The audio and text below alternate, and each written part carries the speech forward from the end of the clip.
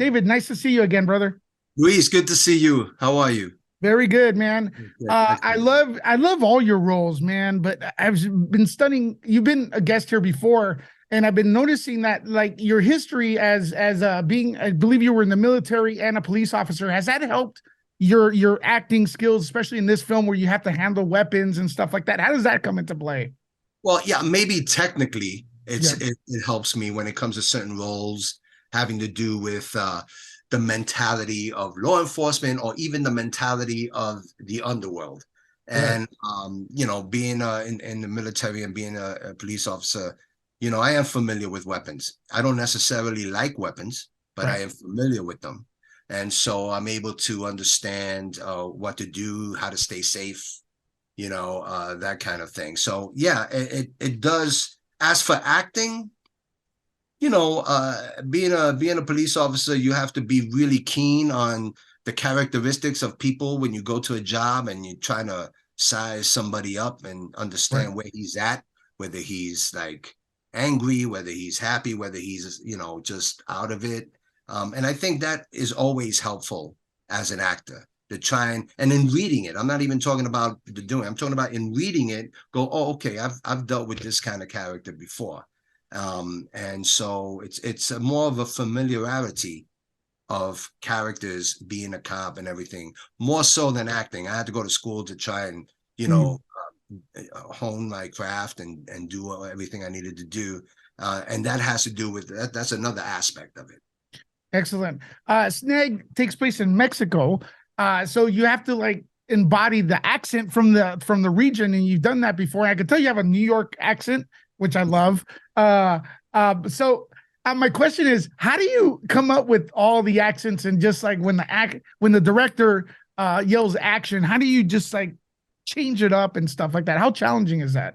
It's very challenging, and I do it. I've done it often, sometimes successfully, sometimes not successfully. And I'm the wrong person to like look at it afterwards and feel that okay, I got that accent because all I hear is myself. I'm from the Bronx, so that's all that's all I hear. But I try to tweak it as best I could, and sometimes it works, sometimes it doesn't. It's all it's a challenge. Put it that way. It's Do a you challenge. watch your own stuff? Do I used to not watch my own stuff, but now I do because there's certain aspects of it that I want to see if I was able to create on screen. So I knew now I'm more in tune of while I'm shooting it, this is what I'm trying to do, and so then I watch it afterwards to see if I was successful or not. So I do excellent. watch some of my stuff. It's difficult to watch my own stuff, but I do it just so that I can learn more about my ability and what I can do. How can I improve? Yeah, I personally I hate my own voice. I don't know why. I feel like I sound really nasally, but here you play Ramon and stuff. Could you talk about because you're also working with Ben Milliken? He's a director as well. Did he let you uh, create this character where there's direction towards it, or did he have a character type in mind, or did you pretty much just go? Well, he was very articulate of what he wanted from the scene Right. and what the feeling of their relationship is. He was very good in explaining what he's trying to get from the scene, and I think the rest of it is something that I tried to create. Excellent. He directs the film. Is that something new that you've experienced having, an actor have to like maybe I'm not even sure how it works, but yell action and then get in character. Is that something confusing or is that something you've dealt with before? It's not. It wasn't confusing in this instant. It Mm, wasn't confusing. Ben seamlessly went from one role to the other. He wore many hats, and he did it in a calm way. The set was extremely calm. We were able to like create and discover moments while we were doing it. He's very good at it. I've been in situations where it is difficult for someone who's acting to direct.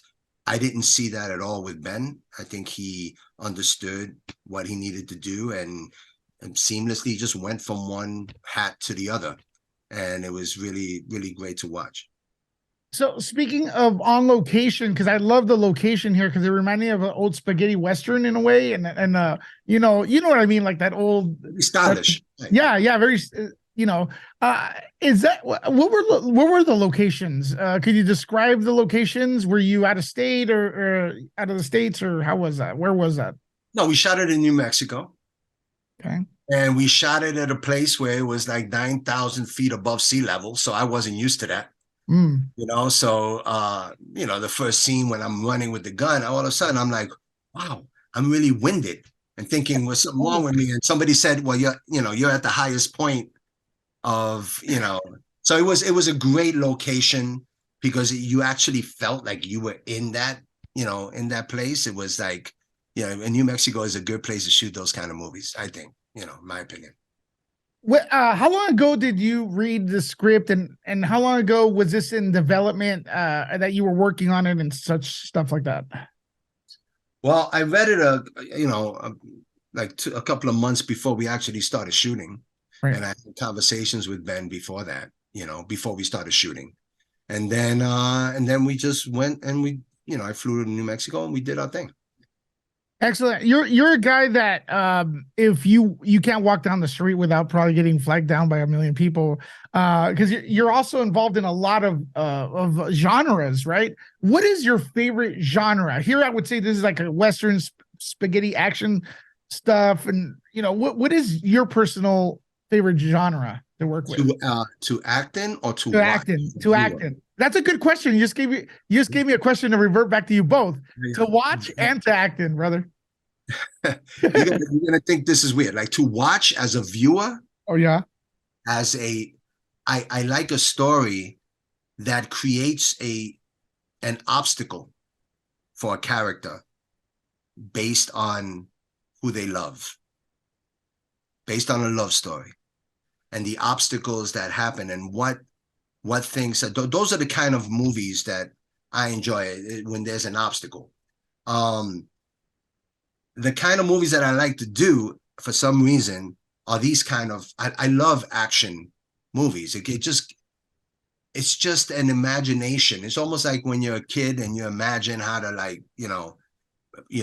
be at war, it's that kind of like, what would happen if this was really my life? And there was people shooting at me, how would I react? And that's always a question that I ask myself while I'm shooting, and it always fascinates me. So yeah, I like doing these action movies. I like doing these, but I like to watch love stories.